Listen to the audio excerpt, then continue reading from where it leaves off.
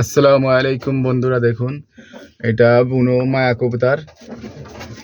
দেখেন কাছ থেকে আপনাদের দেখাই। আসলে এরা খুব ভয় করে হয়, চোখ দেখেন রক্তের মতন লাল। এদের ডিম নিয়ে বসে আছে।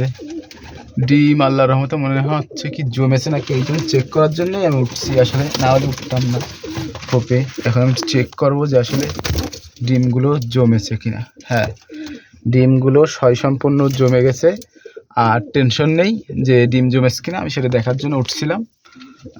আশা করি এই ডিমের বাচ্চা ফুটবে। এবং দেখেন এইটা নর কবুতর, এখানে হাত দুইটা আছে, কিন্তু এরা এত ভয় করে দেখেন এর তলে, এরা এখনো জোর হয়নি।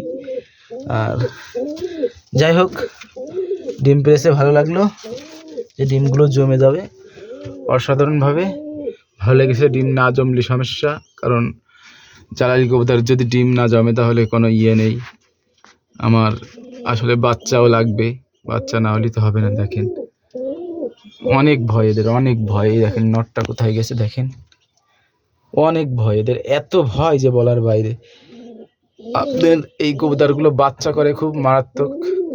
আর এরা মাসে মাসে আল্লাহ দিলে বাচ্চা করে। আপনারা দোয়া করবেন যাতে দুইটা বাচ্চা সুন্দরভাবে মানুষ হয় আর সুন্দরভাবে সহি শুদ্ধভাবে বাচ্চা দুটো হয়।